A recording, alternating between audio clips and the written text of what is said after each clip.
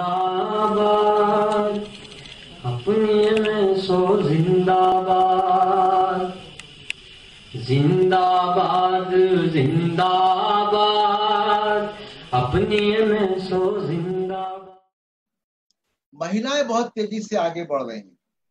तो ये जो पूरा एक समाज जिसको वंचित रखा गया था हजारों साल से, सैकड़ों साल से, जिसमें कि महिलाएं, दलित और ओबीसी, मुस्लिम को तो मैं मानूंगा कि मुस्लिम का शिक्षा में जो अनुपात था वो बहुत आगे था पार्टीशन से पहले। वो पार्टीशन के बाद कहानी और हो गई।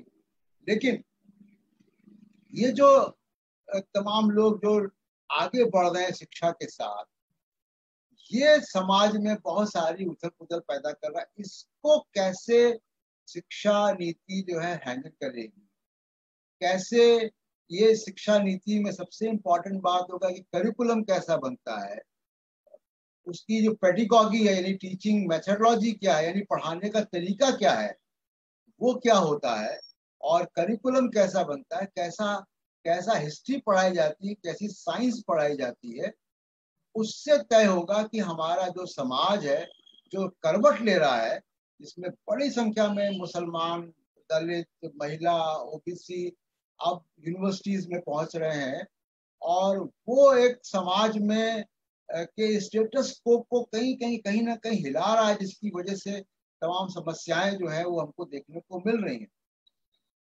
मेरा ये मानना है कि शिक्षा नीति के तहत, शिक्षा नीति के जरिए ये जो सामाजिक दरार, सामाजिक आप कहें कि चुनौती आ गई है, इसको भी एड्रेस करना चाहिए।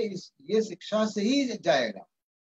कहीं ना कहीं हमारी शिक्षा नीति में कमी है, जो इतनी हिंसा समाज में अचानक आ गई। तो शिक्षा नीति ये तमाम सारे चैलेंजेस को एड्रेस करने में कामयाब नहीं रही है। कुछ बहुत अच्छी बातें आई हैं, और वो अच्छी बातें इम्प्लीमेंट कैसे होती हैं, उसके करिकुलम कैसे बनता है, वो काफी कुछ इस पे डिपेंड करेगा कि सरकारें जो है वो कैसे उसको करें। दूसरी, लैंग्वेज को लेकर, हालांकि संस्कृत को कंपलसरी नहीं किया गया है, लेकिन कोई भी भाषा के प्रति कोई दुराव नहीं होना चाहिए, ना उर्दू के प्रति, ना संस्कृत के प्रति, ना मैंड्रिन के प्रति, किसी भी भाषा के प्रति कोई दुराव। क्योंकि भाषा जो है वो एक व्हीकल है, एक जरिया है विजडम का, नॉलेज का, और भाषा के प्रति भेदभाव नहीं होना चाहिए। और मदर टंग में एजुकेशन का कॉन्सेप्ट अच्छा है, लेकिन वो सबको मिले तब बात। तो अब मैं चाहूंगा कि हम लोग आपस में कहीं चर्चा कर लें, कोई सवाल हो, कुछ और बातें हो।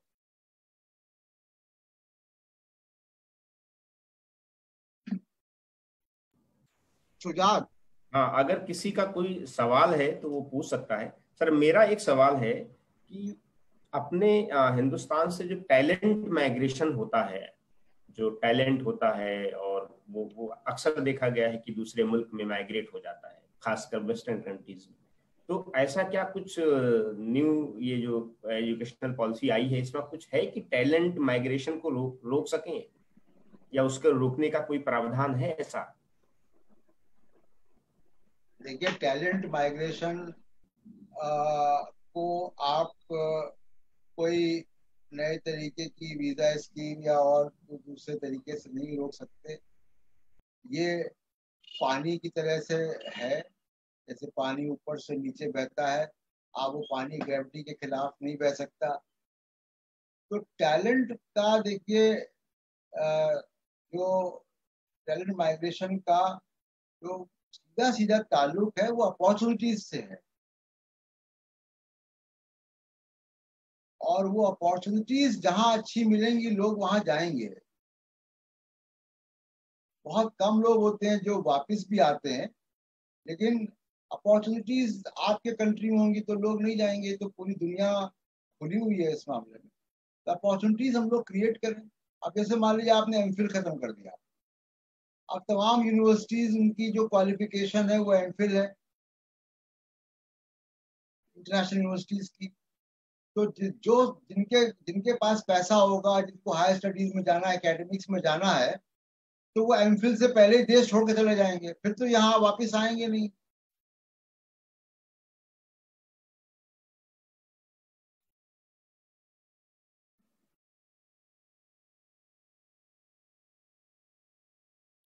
सर एक और उस्मान साहब आप कुछ कह रहे हैं, लेकिन अपना माइक अनम्यूट कीजिए।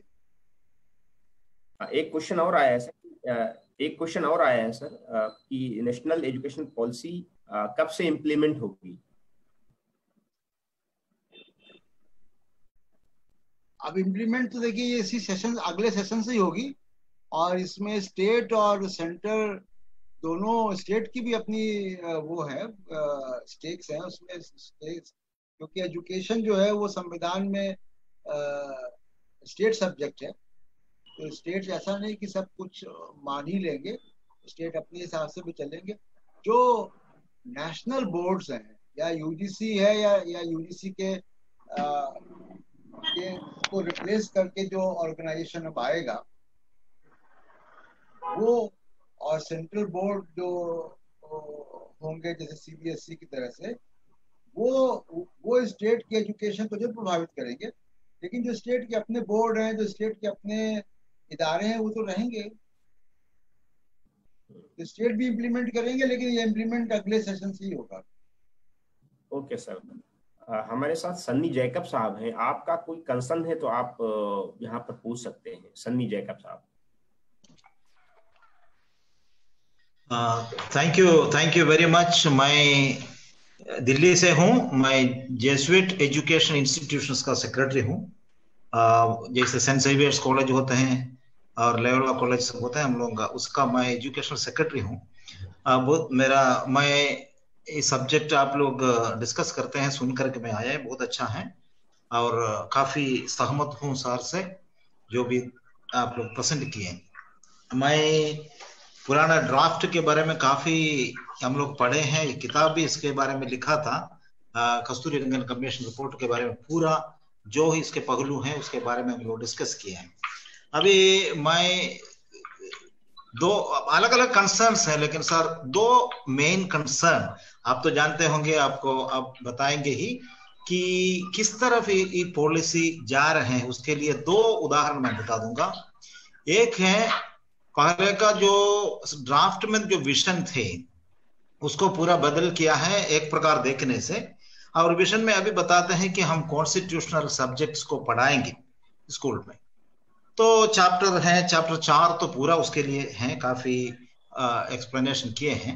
लेकिन एक चीज है उसमें आप देखिएगा, पूरा ढूंढने से फंडामेंटल राइट्स के बारे में नहीं देखेगा, तो फंडामेंटल ड्यूटीज के बारे में काफी लिखा है। वो एक मेरा एक संदेह है और मेरा एक कंसर्न है।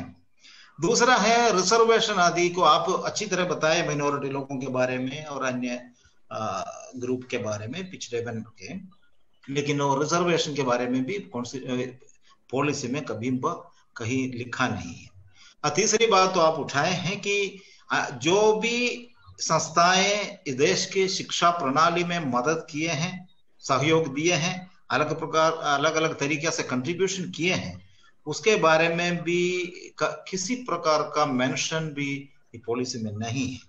तो और अलग अलग कंसर्न्स हैं हम लोगों का। मैं भी वेबिनार, कल भी मेरा वेबिनार था, काफी संख्या में लोग आए हैं। हायर एजुकेशन सेक्टर में अलग अलग प्रकार मैंने ग्रुप से लोग आते हैं। कंसर्न्स तो ज्यादा हैं, लेकिन ये 2-3 पॉइंट को मैं आप लोगों के सामने रखना चाहता हूं कि ताकि आप डिस्कस कीजिए अब ये कहाँ इसको इसका दिशा है, मार्ग दिशा है। Thank you very much. बिल्कुल बिल्कुल, मैं एग्री करता हूँ आपसे जेकब साहब। और जो इम्पोर्टेंट बात है वो मैंने कहा कि जो संवैधानिक राइट्स हैं, चाहे वो एजुकेशन के राइट्स हो चाहे राइट टू एजुकेशन हो, चाहे वो रिजर्वेशन हो, उनको कैसे ये पॉलिसी प्रोटेक्ट कर रही है, इस पे ये साइलेंट है, उसको एड्रेस ही नहीं किया गया है। तो जो संवैधानिक अधिकार है उनको ये पॉलिसी इंश्योर नहीं कर रही। एक तो बात ये है। दूसरा, जो अब मुझे आपसे जानना है कि क्या ये जो ड्राफ्ट आया था, उस ड्राफ्ट में क्रिश्चियन जो कैथोलिक बॉडी है स्कूल्स की, एजुकेशन की, उन्होंने बहुत विरोध किया था कि वो काफी इंटरफेयरिंग था उनके बोर्ड्स और मैनेजमेंट में। तो ये क्या वो ड्राफ्ट के समय ये विरोध आया था, तो पॉलिसी में क्या वो चीजें एड्रेस हुई हैं?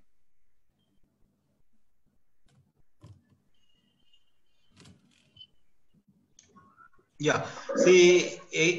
आप तो अच्छी तरह से जानते हैं कि इनका जो कुल मिला के जो पॉलिसी है इन टर्म्स ऑफ आइडियोलॉजी है, उसके आधार पर वे पहला जो टी.आर. सुब्रमण्यम कमीशन के समय में हम लोग इसको विरोध किए थे, जो स्पेशली रिप्रेजेंटेशन के बारे में सब, क्योंकि हम विश्वास करते हैं कि कोठारी कमीशन जैसे एक सभी सामाजिक स्तर पर सभी क्षेत्र के लोग इसमें शामिल हो, वो तो नहीं किए। तो विशेष रूप से क्रिश्चियन मिशनरी मैंने इन संस्थाएं की कोई रिप्रेजेंटेशन नहीं है। Forget about that one, at least from the primary school section, education sector, nobody is there represented. वो तो प्रॉब्लम था ही, लेकिन उसके बारे में हम खुद, मैं मिनिस्टर डॉक्टर रमेश पोखरियाल से मिले और कस्तूरी रंगन के सामने हम लोग पूरा vision, we are all global groups no, तो lot of ideas we are submitted. और कस्तूरी रंगन पर्सनली मेरे लिए एक चिट्ठी भी लिखे थे, आपका संस्था के योगदान बहुत अच्छा है, सब पर्सनल लेटर है, लेकिन वो सब अभी मैं इसी पॉलिसी को मैं पढ़ने से कुछ भी उसमें हम शामिल नहीं किया गया है।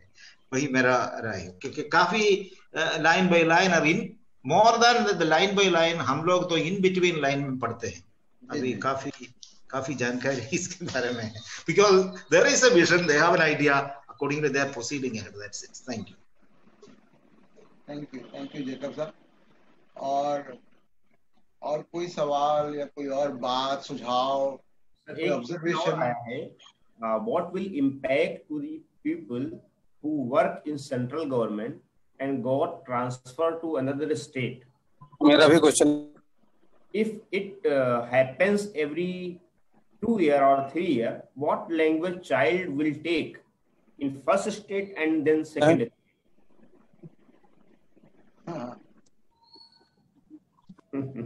नहीं, ये जो आप देखिए कि केंद्रीय विद्यालय है सेंट्रल गवर्नमेंट एम्प्लॉइज के लिए, और वो केंद्रीय विद्यालय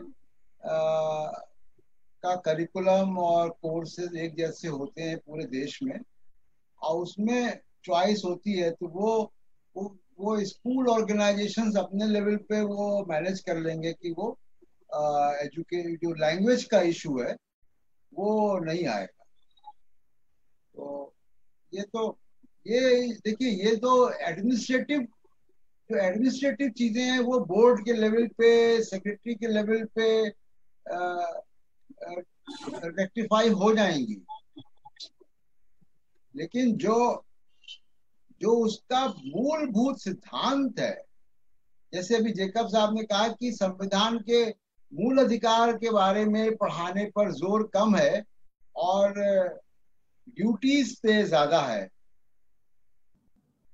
और ये ड्यूटीज कब आपके संविधान का हिस्सा बनी थी? ये फंडामेंटल ड्यूटीज संविधान का हिस्सा बनी थी इमरजेंसी के दौरान। तो इमरजेंसी को आप तमाम नकारते हैं, लेकिन ये इमरजेंसी का आपने लिया हुआ है। तो बेसिक जो प्रीमाइस है एजुकेशन पॉलिसी का, वो होना चाहिए कि जो नई दुनिया बन रही है, जो नई जनरेशन आ रही है, तमाम नए आइडियाज लेकर आ रही है, और वो इंक्लूसिव होगा। जब तक इस देश में कोई भी चीज आप इंक्लूसिव नहीं करेंगे हमारा देश इतनी विविधताओं का देश है, उसमें तमाम रिलीजन है, भाषाएं हैं, तमाम रेसेस हैं, तमाम तरीके के अलग अलग कल्चर्स हैं। तो अ, उसको जब तक आप एड्रेस नहीं करेंगे एजुकेशन पॉलिसी के तहत, तो आप उन समस्याओं को टच नहीं कर रहे हैं, समस्याएं वही की वही रहेंगी। और जैसा मैंने शुरू में कहा कि बहुत सारे आपके हमारे दौर की जो समस्याएं हैं वो पिछली एजुकेशन पॉलिसी की खामियां हैं जो कि सामने आती हैं।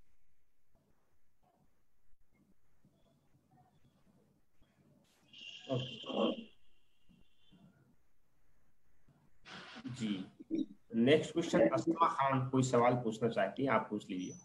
Hello, good afternoon sir. सबसे Yes. पहले मैं थैंक्स कहना चाहती हूँ इतना अच्छा सेशन ऑर्गेनाइज करने के लिए। सर एक्चुअली मेरे दो सवाल हैं। पहला सवाल यह है कि क्या हमें इतने बड़े बदलाव के साथ न्यू एजुकेशन पॉलिसी की जरूरत थी, या जो हमारा मौजूदा एजुकेशन सिस्टम है उसकी खामियों पे रिफॉर्म की जरूरत थी, कि यह जबरदस्ती हमें एक टैग लगा के न्यू एजुकेशन पॉलिसी दे दी गई है और पुरानी खामियों पे काम नहीं किया गया। दूसरा सवाल ये मेरा है कि हाल के जैसे 5-7 साल में हमने देखा कि शिक्षा पे सरकार ने जो है खर्च कम किया है, उस पे शिक्षा की मद पे खर्च कम किया है। तो क्या ये जो न्यू एजुकेशन पॉलिसी है ये अपनी जमीनी हकीकत पे पूरी उतर पाएगी, या ये सिर्फ एक चुनावी वादे की तरह थी कि ये वादा किया था और हमने उसे पूरा कर दिया जो एक उनकी लिस्ट में था? सर ये मेरे दो सवाल हैं प्लीज।